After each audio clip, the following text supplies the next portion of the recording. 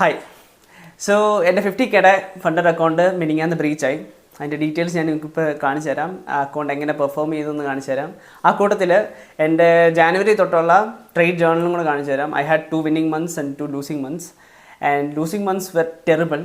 അതിനകത്ത് ഏപ്രിലും ഇൻക്ലൂഡഡ് ആണ്. അതുകൊണ്ടാണ് ഏപ്രിലിൽ തന്നെ എൻ്റെ അക്കൗണ്ട് പോവുകയും കൂടെ ചെയ്തത്. സോ അതിൻ്റെ പെർഫോമൻസ് കൊണ്ട് നിങ്ങൾക്ക് കാണിച്ചു തരാം. And I am buying a new account today.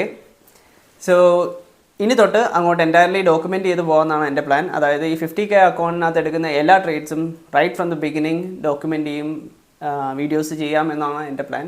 So if you want to join this journey of me becoming a funded and a profitable trader, do hit that follow icon. ബാക്കി details കാണിച്ചു തരാം. Account എങ്ങനെ perform ചെയ്തെന്നുള്ളതും ജേർണലും എങ്ങനെയായിരുന്നു എന്നുള്ളതും നിങ്ങൾക്ക് കാണിച്ചു തരാം. So ഇതാണ് ആ 50Kയുടെ ബ്രീച്ച് ചെയ്ത ഫ്ലെക്സ് അക്കൗണ്ട്.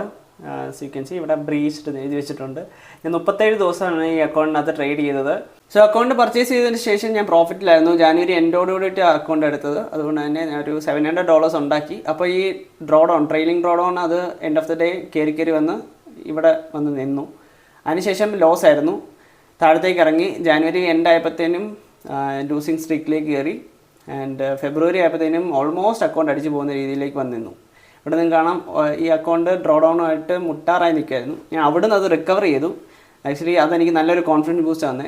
സോ അവിടെ നിന്ന് തിരിച്ച് ഞാൻ മാർച്ച് ആയപ്പോഴത്തേനും നല്ല രീതിയിൽ പെർഫോം ചെയ്ത് $330 അപ്പാക്കി ഡ്രോ ഡൗണിൽ നിന്ന്. അതിനുശേഷം ഏപ്രിൽ ആയപ്പോഴത്തേനും വീണ്ടും കയ്യിൽ നിന്ന് പോയി. എനിക്ക് പ്രൈസ് ആക്ഷൻ ഇച്ചിരി ശോകമായിരുന്നു. ആ കൂട്ടത്തിൽ എന്നെ ഇറക്കിയിട്ട് മാർക്കറ്റ് റൺ ചെയ്യുന്ന കുറച്ച് സ്വഭാവം കാണിക്കാൻ തുടങ്ങി. പിന്നെ വിന്നിങ് ട്രേഡ്സ് മാക്സിമം യൂട്ടിലൈസ് ചെയ്യാൻ പറ്റിയില്ല. അങ്ങനത്തെ കുറച്ച് ഇഷ്യൂസൊക്കെ വന്ന് ലാസ്റ്റ് അക്കൗണ്ട് കഴിഞ്ഞ ദിവസം ബ്രീച്ച് ചെയ്തു. സോ ഇങ്ങനെയാണ് പെർഫോമൻസ് പോയത്. ഇനി P&L കാണിക്കാനാണെങ്കിൽ, സോ ജാനുവരിയിൽ പർച്ചേസ് ചെയ്ത ദിവസം ചെറിയൊരു ട്രേഡ് ഞാൻ ഇതിനകത്ത് എക്സിക്യൂട്ട് ചെയ്ത് നോക്കി. അത് ഓക്കെ ആയിരുന്നു. പിന്നെ നമുക്കൊരു നല്ല വിന്നിങ് ട്രേഡ് കിട്ടി. അതിനുശേഷം losing trade and this was the biggest loss. ഇത് നമുക്ക് ഡ്രോ ഡൗൺ ആക്കിയിട്ട് തള്ളിയിട്ടു. പിന്നെ അങ്ങോട്ട് ലൂസിങ് ഡേയ്സ് ആയിരുന്നു. ഫെബ്രുവരി ആയപ്പോഴത്തേനും നിങ്ങൾക്ക് കാണുന്ന പോലെ കുറച്ച് ദിവസം ഞാൻ ട്രേഡ്സ് എടുത്തില്ല. Because I couldn't see my setup. ഇച്ചിരി വോൾട്ടൈൽ ആയിരുന്നു. അതുകൊണ്ട് കുറച്ചധികം ലോസസും 2 വിന്നും മാത്രമേ ഉള്ളായിരുന്നു. ഇത് ബ്രേക്ക് ഈവനും ആയിപ്പോയി. ആൻഡ് മാർച്ചിനകത്ത് റിക്കവർ ചെയ്ത മന്ത്, അതാണ് അതിൻ്റെ പെർഫോമൻസ് ആണ് ഇത്. It was really good during March. And end ആയപ്പം വീണ്ടും ലോസ് കയറി. ആൻഡ് പിന്നെ അങ്ങോട്ട് ലൂസിങ് ഡേയ്സ് ആയിരുന്നു. This was a last trade.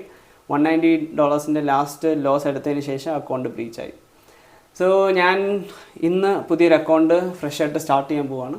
As I said, I will be documenting the entire process.